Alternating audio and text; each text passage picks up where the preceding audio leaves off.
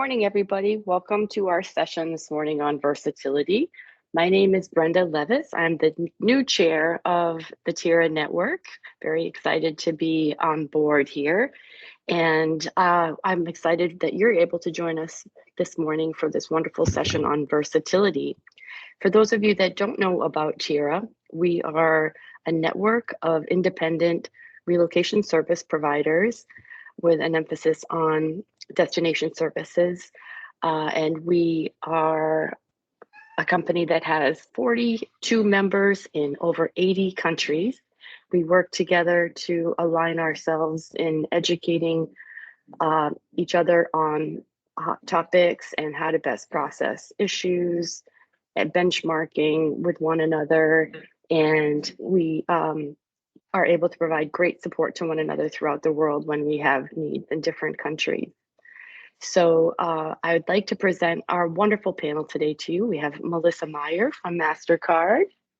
Thank you, Melissa, for being here. We've got Irina Yakimenko from Intermark, Karen Segal from Relo IQ, Rahul Batra from Hudson Mackenzie, and last but definitely not least, our fabulous host today, Susan Ginsberg from SRG Advisory. Susan, would you like to take over? Thank you, everybody. And first, Brenda, congratulations on becoming TIRA's new chair.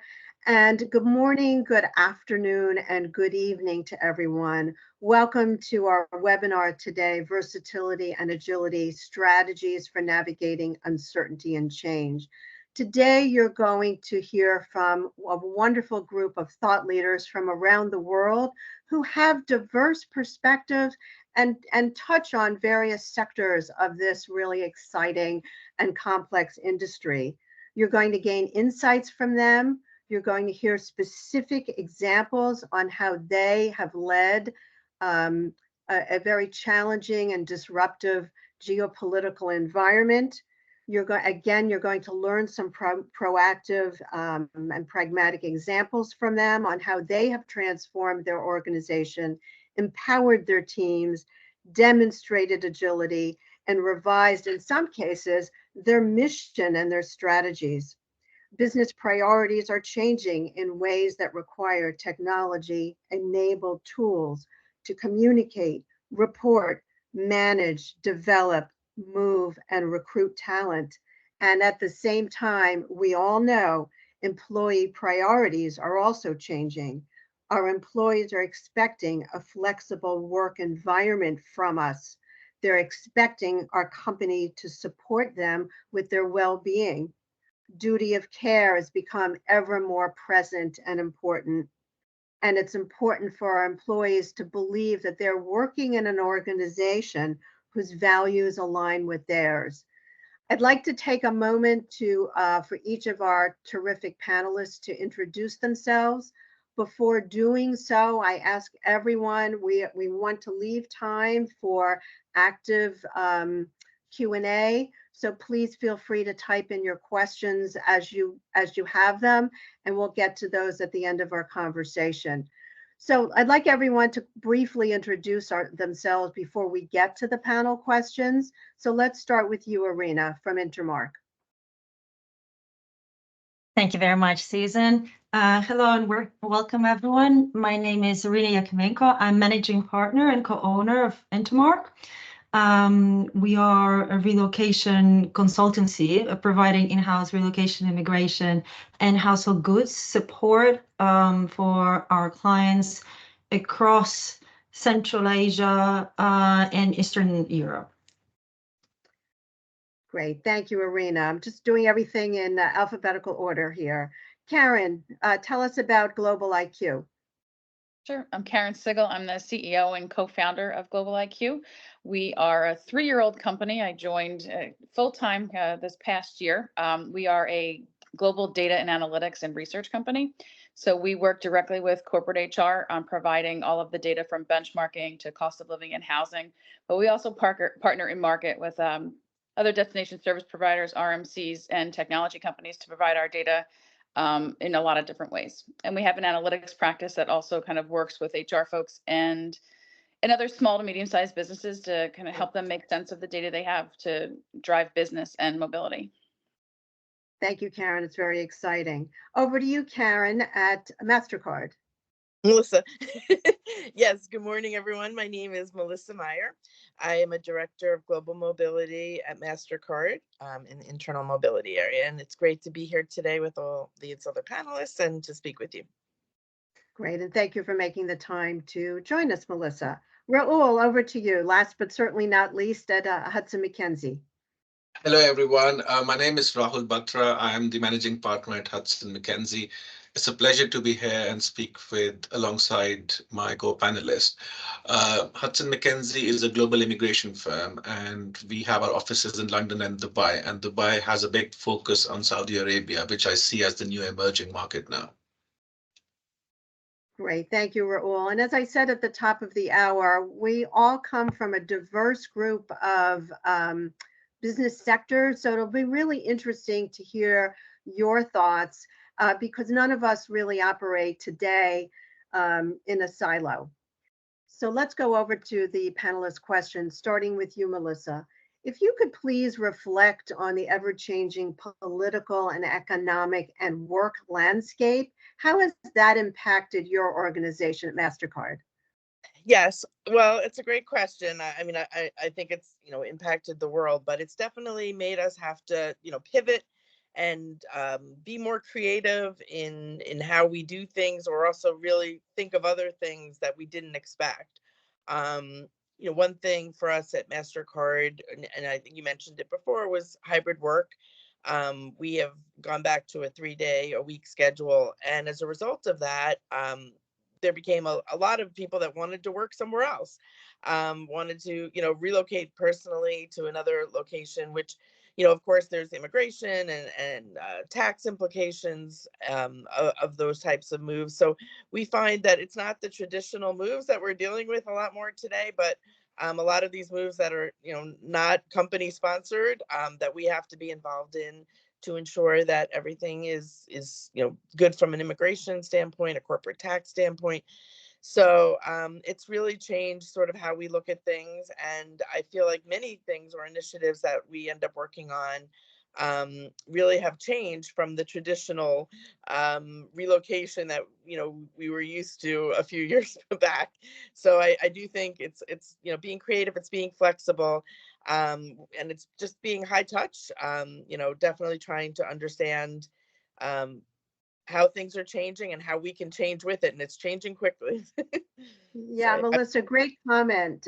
Before we move over to Irina, I think you bring up an important comment is how we balance the rapid rise in digitization while also ensuring that we remain responsive, agile, high touch, hospitable, if you will. That's become an important word, is the hospitality, welcoming to anyone who engages our services. So it'll be interesting to drill down. Pardon?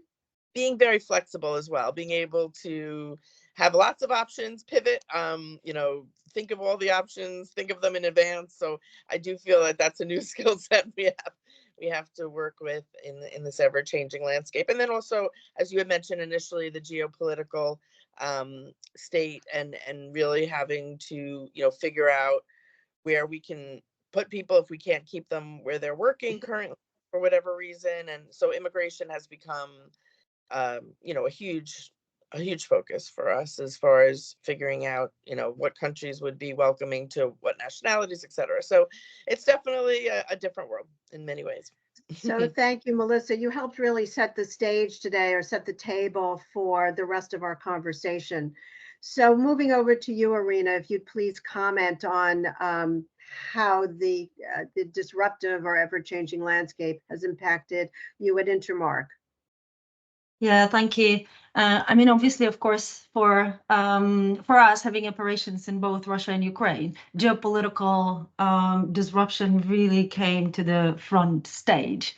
And as I was listening to Melissa and then your comment, basically from where we stand, we would still need to package all of this, but yet sort of deal and manage in the region that is really torn by not only one war, right? Some of the other countries that we service are torn by other wars. So yeah, that really impacted us as a company, because on the one hand, business and operations, as we knew, right before 2022, for us in a way ceased to exist. So it's been a complete well, I don't want to say turnaround, but a complete a way, in a way uprooted in every way we've been doing things. So yeah, that was the biggest thing. But of course, then, as you said in the introduction, really we were reminded that duty of care comes first. And we've looked at duty of care we've actually got to look at it from all sorts of different angles. Duty of care to our customers, to our clients, to our own team members, right? And that this prevails, like this takes precedence over everything. And then what we learned to discover that you can actually look at duty of care from the corporate and sort of business angle, if you wish, looking at some of the businesses and supporting them in continuing their businesses, because they might be in the circumstances, be it in Ukraine or in Russia, where they're no longer able to continue their business operations. So how do we as a company that provides corporate services support to our clients, how do we support them? How do we help them create a way that they could relocate their business operations, right, or work out a way to continue developing and growing. So yeah, I mean, for us, it impacted everything we do. Yeah, how we treat duty of care, how we look at our own team members, our operations, how we operate, how we look at our services and the services our clients need, and how do we listen to our clients, and really how do we look at risk assessment and risk mitigation to make sure we provide a healthier and more sustainable support to our clients and customers. So that's all from all sorts of different points of view. Well, I love what you had to say, Irina, because it really connects very much so to what Melissa said, is listening very closely, trying as we all want to, and you at Intermark want to get ahead of the tidal wave that we're all dealing with. You specifically at Intermark are dealing with several tidal waves, if you will, with wars on several fronts, while at the same time growing your business. So growing your business in a way that is relevant today, not what it was, is what it is and what it needs to be. So thank you for that, Irina. So now over to you, Raul. I think all of us can agree here that we've had last few very turbulent years, be it Brexit, be it COVID, or be it the Ukrainian war. And there's so many other things which have happened. I don't want to touch upon everything. So it's been a disastrous last couple of years, but I think we've all come out very resilient, and we've learned so much from what's happened. And I still remember when COVID happened back in the day. I mean, our business was completely shut down because historically all our work came from US. And when we saw the US border shut down because apparently they mismanaged COVID, we had no business. And we were thinking, will we even have a firm after 1 year? Because if there's no one moving, then how can we go further from here? And then luckily, I mean, I call it luckily because it may not be lucky for other people, but Brexit happened right at the same time. And Brexit threw so many opportunities for us. And Europe suddenly became our biggest market after US. And Europe still is the biggest market for us because we realized that all these European nationals need work permits to come and work in the UK. They need sponsor licenses. And likewise, we had to send people to Germany or Netherlands or Spain or Italy. They had to get work permits in those countries. So being a global immigration firm, I think we really profited from Brexit. And the work became so much that we all had sleepless nights. We were working round the clock to serve the clients. But I think that's when we became fully digital. We realized the importance of going fully remote. So before Brexit, and before COVID, we used to have a digital environment. But after that, we became fully digital in the sense all our phones are VoIP. We can work from anywhere in the world. We don't have to be in any environment. Our files are all e-files. Everything can be logged into through our case management system. So the employees really loved the fact that they could actually work from anywhere without any hindrance. And what that also did was we made them work fully remote. So ever since we have worked fully remote, we don't go to the office, although we have an office, but that's purely if someone wants to come in to go and do some brainstorming or work together. But we don't ask anyone to come to the office because what we feel is that people can still give their 100% and be very active and productive from home. And what I've also realized is we have very loyal employees and no one takes us for granted. And sometimes they actually work longer hours because they see the flexibility and they go over and beyond their hours just to make up for the lost time during the day if they had flexibility to do something else. So what I feel is that going fully digital and fully remote during this period has really helped us grow as an organization and attract better quality employees from our competition. Well, congratulations to you, Raul at Hudson McKenzie, that you've really seized on a major geopolitical change specifically related to Brexit. So, again, as Irina mentioned at Intermark, is seizing on what could be a very stressful, frightening change, and you've seized on it. And so, a smart strategy on the part of you and your team, and also making the most of this remote work environment while keeping your team engaged. And we'll talk a little bit more about that in a moment. So over to you, Karen, to respond to that first question.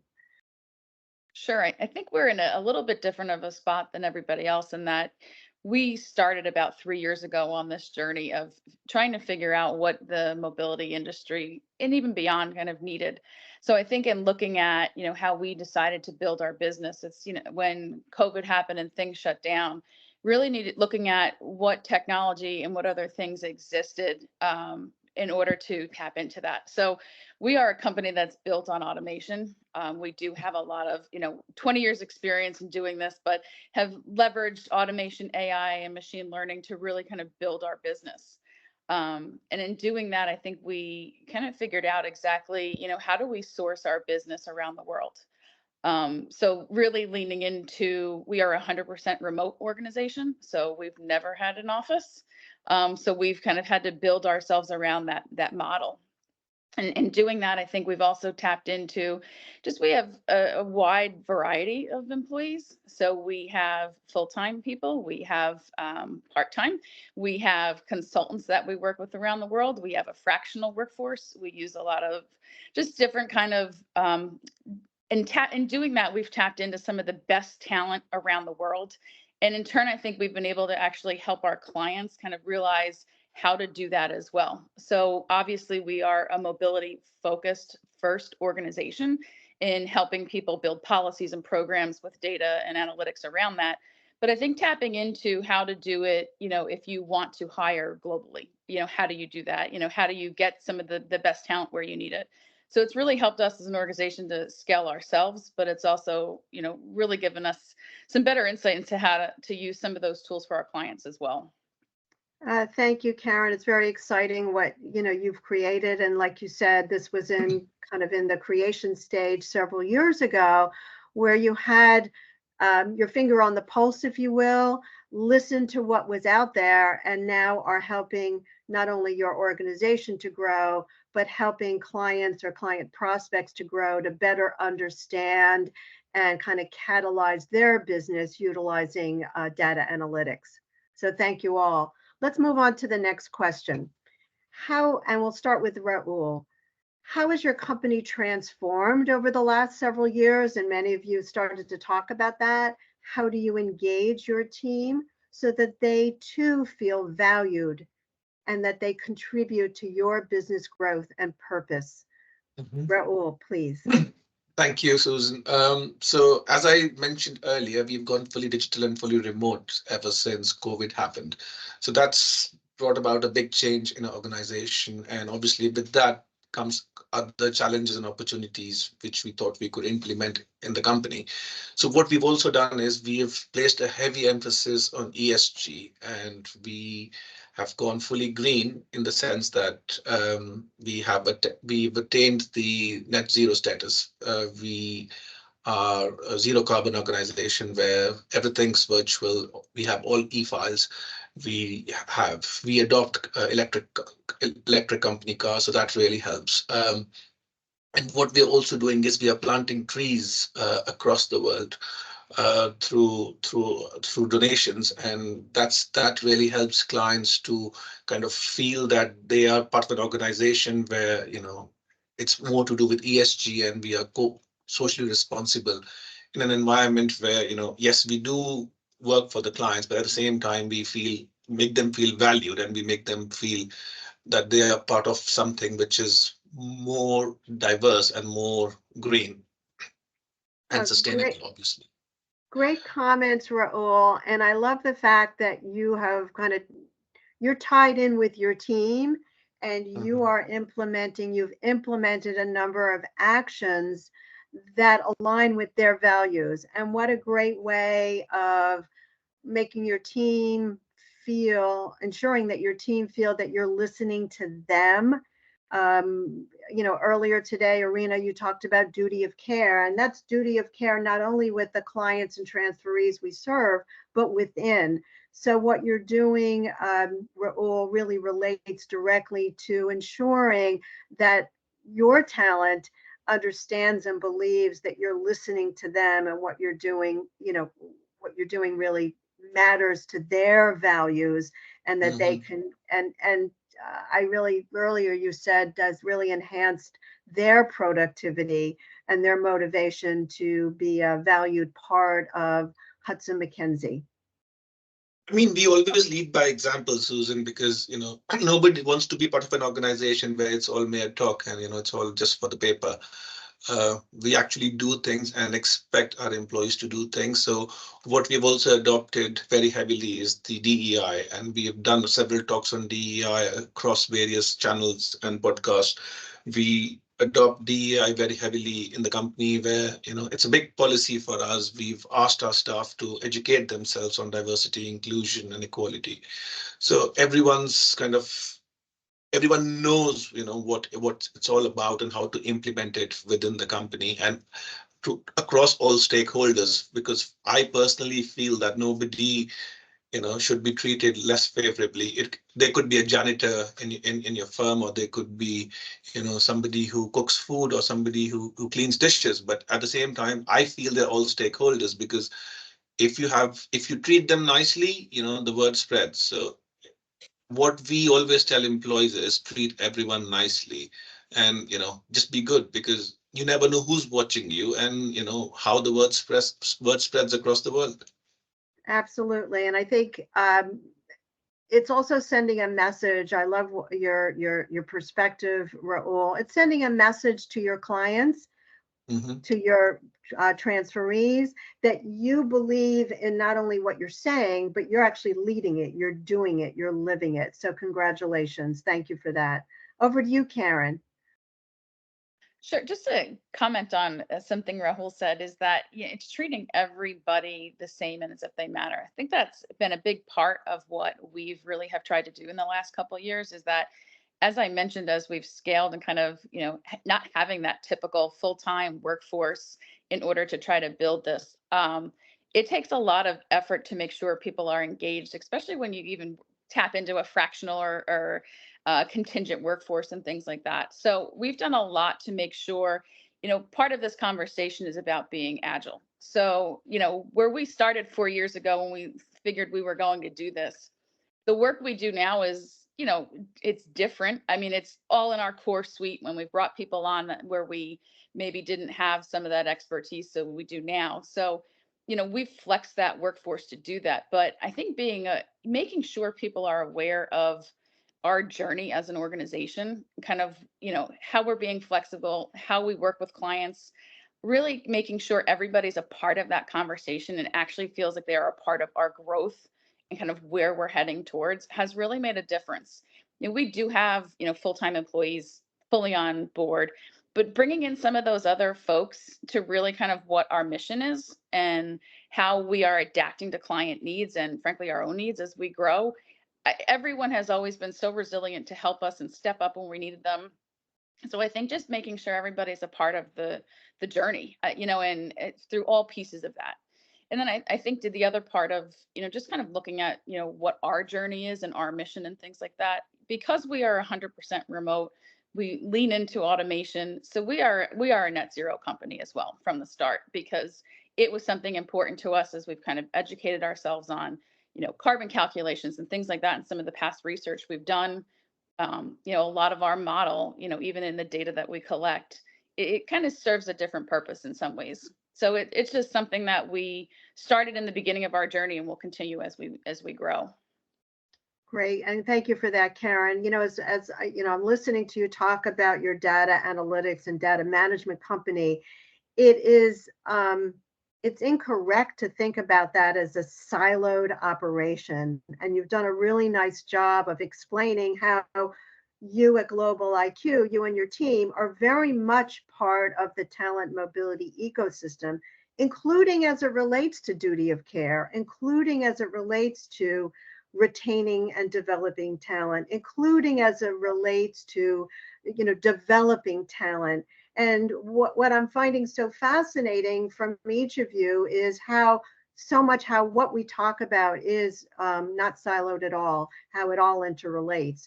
And so, speaking of interrelation, Melissa, over to you on that second question. Well, first off, very impressive, Rahul and Karen, as far as the net zero.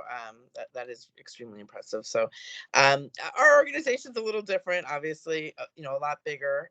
So we are going the opposite direction of going back into the office 3 days a week, which started in February, and trying to minimize our remote work arrangements, but, you know, for different reasons. And I do think that, you know, every organization has to organize in the way that, you know, best makes sense for them.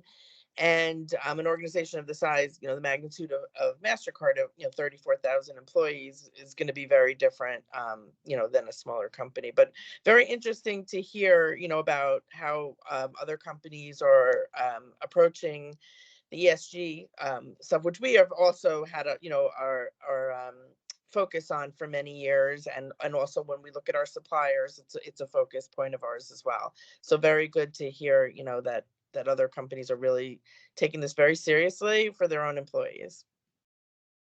Excellent, thank you, Melissa. So let's move on to the next question. Is what specific steps are you taking, and we'll start with you, Irina, are you taking for your organization to be part of the talent mobility ecosystem? We've already talked about the fact that none of us operate in a siloed manner. So if you could talk about some of those specific actions and outcomes, and if you will, share some of the challenges of becoming a strategic partner. Yeah, thank you. We actually, I think, had quite an interesting journey in the past 3 to 4 years, as our main sort of focus was expanding of our own operations. So we've moved at the moment to being in 22 countries with our own people on the ground.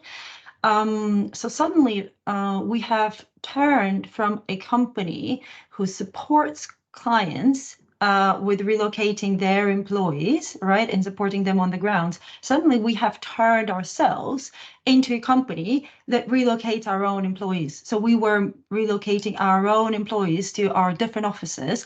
We were forced to actually implement a relocation policy that we've previously advised on. So suddenly we've actually become the user of our own product.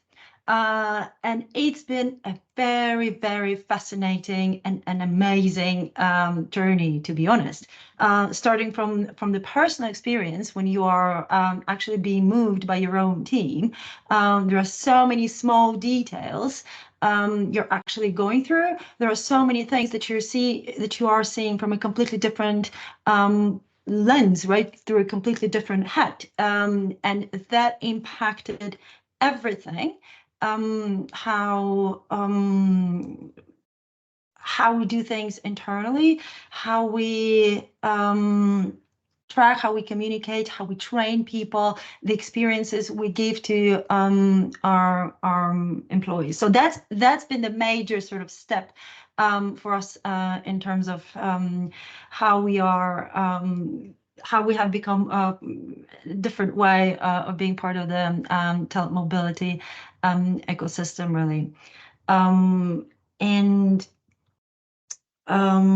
in terms of, and then speaking in terms of the engagement of the team, this was also an interesting one, because every year we would take the engagement survey for our employees. And of course, the moment you don't have all of your teams in the office, or even you don't have them the 3 days in the office, how do you make sure that they're engaged? Right. So this we've implemented a lot of internal communication channels and engagement techniques in order to keep them engaged and motivated. And we've actually this year we've hit our record high engagement level that we've ever had before. So for me, it was a huge eye opener, because as we all know, nothing beats face-to-face communication, but still the feeling of engagement you can do through completely different channels. And that is very similar to also engaging with your clients as well. Well, thank you so much, Irina. I love what you're saying, and it reminds me, I think about, Marvel Comics out there, where everybody's pulling on their own superpower. It sounds like superpowers is something that that you lead with, and that your team feels that they too have superpowers. And the fact that your engagement survey results are at its highest level, you're doing something right. And so really very exciting. So thank you for that. Thank you. Karen. Sure. I think just the questions about the ecosystem. And I think one of the things in working with so many corporate HR professionals over the years, I think one of the biggest challenges that I think exists in our ecosystem is that sometimes the ecosystem is a little too big in some ways, and that there's so many different players, and that an employee may actually have to talk to so many different people, or frankly, they have to deal with so many different vendors and things like that. I've heard that for a long time. So I think as part of our mission was to, as we automate and we build and we use technology to our advantage, was how do we insert ourselves into a very well established ecosystem as a new player, and try to make that a little bit easier. So I think that's, as you ask, how do you participate in it? Our goal was to try to streamline it, not be another player, not be another vendor or something like that, but really try to collaborate and partner with really well-established organizations or other startups and technologies, so that as people enter the ecosystem, whether it is an HR professional or another service provider, we can work well with all of those. We integrate with technologies, we integrate with other companies, and frankly, that's pretty much our mission, is to make sure that we are really collaborating in a way that makes this easier for everybody. Whether that, like I said, whether it's a corporate HR person, or if it's another person in the ecosystem, they can work directly with us, and try to make that easier on everybody. Thank you for that, Karen. And you bring up an interesting point about at times the ecosystem is too big, is to find ways, and I know each of you have found ways to kind of, when feasible, sometimes find the shortest distance between 2 points, where we have companies coming to service providers directly, and at the same time we have, you know, our valued RMCs thinking, okay, how do we work with our service providers in a more effective, less siloed, more collaborative way? So thank you for that perspective. Raul. I'd like to add upon what Karen said, because I really like Karen's comments about how she's managing the ecosystem. And what I feel is that agility plays a very important role when you do work with clients and stakeholders. And being a mid-sized immigration firm, we feel we are fully agile and we can make very quick decisions. We are not that top heavy where, you know, everything has to go through layers of approvals before we can decide on something. And what we when we work with clients or any stakeholder is, you know, we try to adopt their culture. We try to understand what are their pain points, what is it that they're looking for before we make an informed decision. You know, sometimes we have to refuse a client and say we don't want to work with you because, you know, our values don't align, our goals don't align. So it's not always we say yes to a client. But I think having an initial chat with them really helps to understand, you know, how we can align ourselves with them. So we never say it's my way or the highway. You know, we say, okay, how do we work with you? How do we make it successful for you? And as part of that strategy, we've implemented a new case management system, which has got open APIs. And what that case management system does is it speaks to obviously the corporate HR, but it also speaks with relocation companies. So what when we offer a service to a client, we always tell them that immigration may be the starting point, but it's never the end point. So what else can we offer you? Can we offer you a school search? Can we offer you a house search? Can we offer you a language training? And obviously there's no cost for that, but the client loves the feeling that there's someone to look after them and they're not left in the lurch after the immigration application's completed. So what that does is it helps obviously our relocation partners get more work for relocation side, but the system talks to each other. So if a corporate HR has input something onto our portal, they don't have to duplicate work again for the relocation partner and say, oh, by the way, start filling up forms again, because the relocation partner can simply pick up where we left. So it just makes it into a seamless process where for the for the corporate HR and for the end client and the end assignee, it's an easy, smooth process where we feel there are no hiccups for them throughout the journey. Thank you for that, Raul. I love how you tied in the digitization into what you do, yet at the same time, not clearly not losing sight on the human, or I'd like to say the humane centric aspect of your business that clearly, as I've had the pleasure of getting to know you, is a key component and differentiator as to how you operate. And that benefits your team, it benefits your transferees, and it benefits your corporate clients who really want to ensure that their valued talent is being well cared for. So thank you for that. And I love that the fact that each of you comes from various parts of the world and serve different sectors, but there's so many common themes and threads here that I have heightened optimism about this industry after listening to all of you. So over to you, Melissa, from the corporate perspective. Yeah, you know, very different perspective. It's so interesting to hear, you know, from the you know, from my other panelists' perspective. Arena, particularly, I was interested in what you had to say, and I would love to hear more about, you know, what you learned from being, you know, using your own relocation services. I'm sure that was interesting and shaped how you served your clients going forward. But you know, I think for us, what you know, the talent ecosystem is within our own company. You know, really just making sure that we're doing the right thing for our employees to make sure that they can, you know, keep growing in their careers and take on new opportunities and experiences. And you know, we are also, you know, using technology and trying to you know, make things a little clearer for employees as to what we have, what our offerings are. And you know, trying to really partner with we have an internal talent team. So trying to partner with them to look at where we can best serve together our employees. So for us, it's a little different because, we do have other talent things that we're being tied to internally, but so interesting to hear about what all the other different suppliers are doing. And I just think it's just such a ever-changing world right now, with a lot of opportunities for us to provide value in different ways than we never have before. I mean, I really think that's one thing that's come across to me, particularly in the last year or so, and just how we can be utilized in so many different ways with our expertise and knowledge and help within the company to provide value. So I think it's definitely a changing landscape.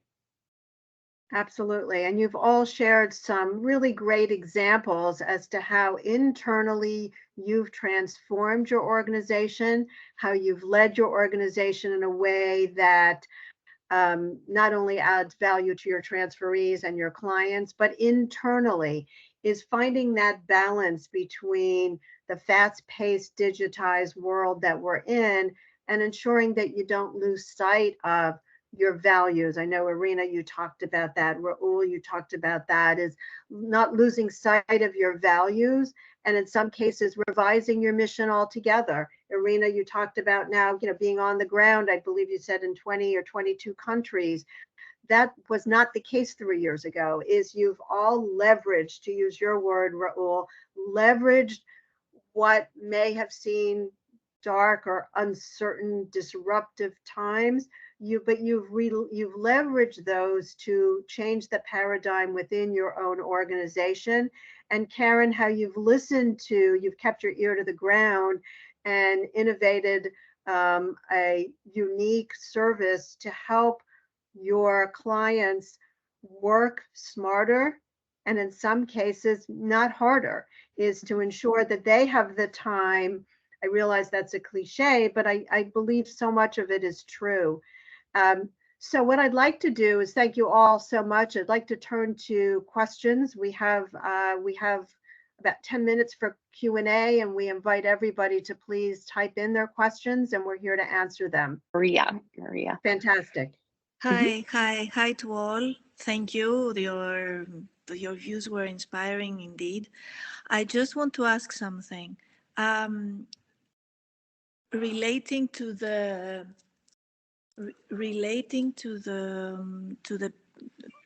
fact that people work remotely. How do you measure productivity? Can I answer this question? Yeah. Sure. So, Maria, productivity is a very subjective word, and there's different ways to look at it, because back in the day, being a law firm, productive meant you're working 8 hours a day at least, or 10 hours a day, and you were actually punching numbers on a timesheet. But I think gone are the days where you would expect somebody to work 8 or 10 hours a day and still maintain a timesheet if they especially work from home. So I think it's a change of paradigm, it's a change of thought process, and see, okay, do you trust your employees enough to be able to do the work? And for us, because we do fixed fee immigration, we don't do hourly basis. I see if the work is being done on time, if somebody is delivering what they have been tasked with without any delays, I see them as productive.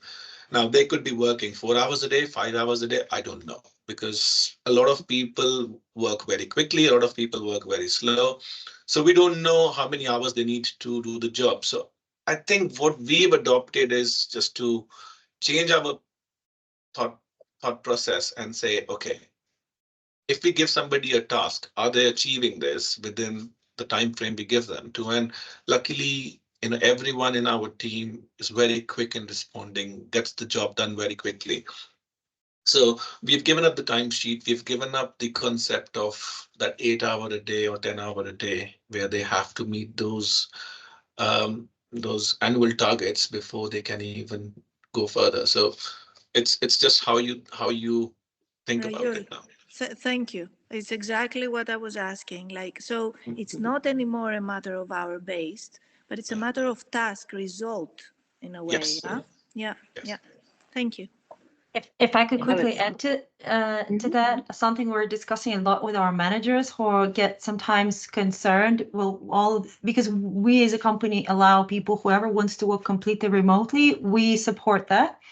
And of course, a lot of the managers come with the same question: how do we make sure that they're productive enough? How do we make sure that they work? But we always try and come back. Remember the times when we were all in office. The question is still valid, right? It's only this virtual sense when everyone is sitting in the office, right? Everyone is productive and we know what they're doing. But I think once we accept that we have never had this 100% control, right? You're in the office, but you can do whatever. Are you at your top productivity? No.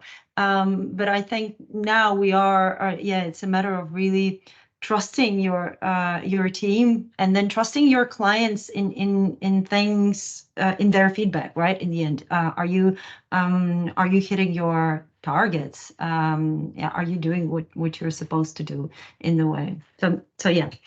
Yeah, I love the Thank element you, of Irina. trust. That could become a webinar in and of itself. The element of trust, and it's ever present. It was always there, but I think the element of, how we demonstrate to our team and to our team that we trust them, um, is paramount to ensure that productivity exists. And I think, to your point, Irina, whether they're in the office in the days past or not, is how do you demonstrate trust, and also communicate expectations. Managing expectations is still a fact of life in everything we do. Ensuring that our transferees and our clients understand us. And so doing that, and really building on that trust in a way that we're able to address this ever-changing environment. We've got Thank you. some more questions here. Thank you, Maria and Rahul. I love how you framed. Wait, Brenda, I didn't Oh, finish. I want to oh, continue. oh no, No, sorry. no. It certainly deserves a new webinar. Very, very quickly. Thank you, Irina. Thank you, Susan. Thank you, Rahul. It's just that why I'm asking this question is because my concern is that, yes, there is trust, but I don't find the right way to, especially with newcomers, how to make them come back when they realize that they need help in handling something, and I want to avoid micromanagement. And you trust them because you know that they are really willing to do the best they can. But how do you just make them really come and ask for help? But again, if this is another webinar, I'm sorry. I'm just that it's so No, interesting. it's a great question. So looks like Melissa, you're shaking your head. No, I wasn't. I like the question. I thought I would love to hear the answer of companies that do have mostly remote workers. I'm interested. So I can take that one. I think I mentioned that we are 100% remote and we are global. So we have every time, like a million time zones, it feels like some days. But I think a lot of the time is one, it's the technology. So we have, we use a couple different things just so that we have open communication so people can throw things in there whenever they have questions. It doesn't mean we need to answer them 24/7, but one, it's just having that opportunity in place that any question is open.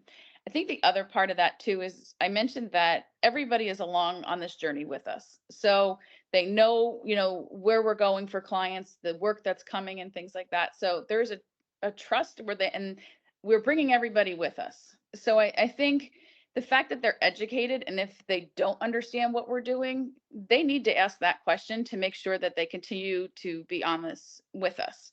So I just think that open communication, whether it's some type of technology to throw questions or just that, I mean, people all over will call me or they'll throw something in Slack, and just leave it there for when I'm available. But it's an open door policy. And I think just making sure that there is no dumb question, because frankly, if you don't ask the right question, I can't help you. I can't help our client. And it just prolongs, our ability to just be agile and keep moving. So I mean, I open any question from anybody. If I can't answer it, I'll go find it. But I think it's just a part of that, having somewhere to put it and being able, you know, and open to it. Thank That you. was great. Maria, did you get your questions answered? Yes, thank you, Brenda. I will keep And silent. no mute required, but I do think it's a terrific topic for another roundtable within TIRA, or we could do a webinar another time. Definitely brings up lots of great ideas on that, and it's an issue I know within small organizations and big organizations. But I can quickly actually go back to Maria's point, something we've implemented internally. So I totally second everything Karen said about open communication and to make sure that people feel free to ask anything. But one thing we've done, it's the tech on the tech side, is that we as sort of senior management team look at the words that might typically be the beginning of some potential problem. So within our IT team, we've used them as trigger words. So if, for example, one of our team members gets an email where someone says unhappy, this email would come to basically the two owners, to me and managing partners and our quality control, because potentially this could be a potential, maybe nothing's wrong, maybe everything's good, but then this is something you want to look at.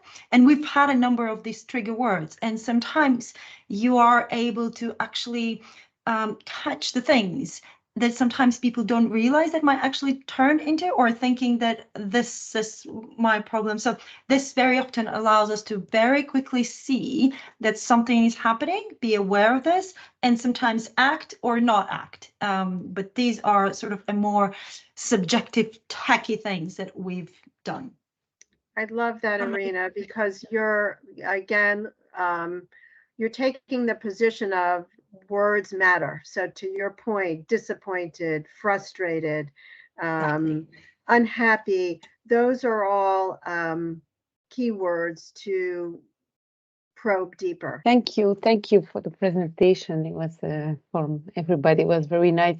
But for those who have local teams, so I'm not talking about the people who have global teams, but local teams, don't you value then an office anymore? Because I feel we also do remote work in Belgium, but I feel the combination with coming into the office at least 3 days a week, I think it also has a big added value, you know, to meet your colleagues, to do more chit chat, to, you know, to discuss the issues they encounter in person. I like to answer that question because we do have a physical office in central London, which is very central for everyone, because a lot of people live outside the city, people live in different home counties. So if you have an office in central, it's actually very convenient for them. But what we ask them is that if you do want to come, it's your choice, you know, and I always feel that the fire has to come from within. If somebody really wants to collaborate, if somebody really wants to work in a team environment, they should proffer themselves and say, yes, I do want to come and sit in the office. So it's there for them, it's there for their advantage, for their benefit. And normally a couple of people would come and sit down together and collaborate, and junior people would learn from them.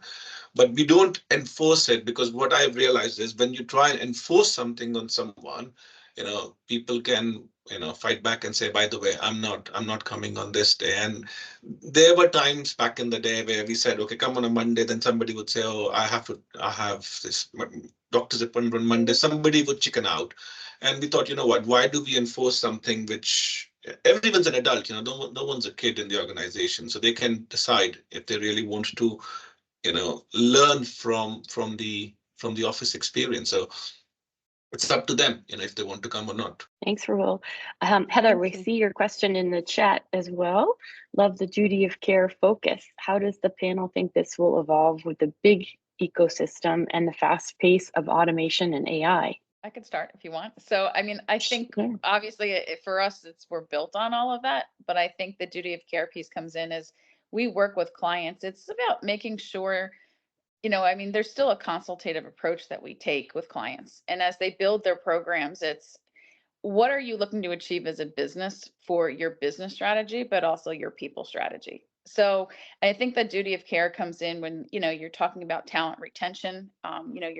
You might be moving people, but you need them in that position. You need them to stay with the organization for a certain amount of time. So I think the duty of care piece just keeps coming to a higher ranking in some ways because you're spending a lot of money, to move people and you're to frankly, bring talent into the organization. So I think the duty of care really ties into that retention piece.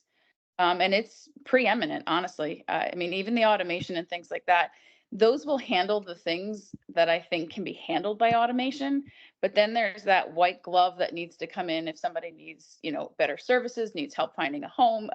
There's services I think that always will require, that personal people interaction. And then there's things that automation can help with to make people more available for that duty of care piece. That's a great point. I think we're hearing that a lot lately, that there's always going to be the need for the high touch service, which is good for all. We are recording this webinar. We will be sharing it on TIRA's YouTube channel, and we will be posting it out on social media.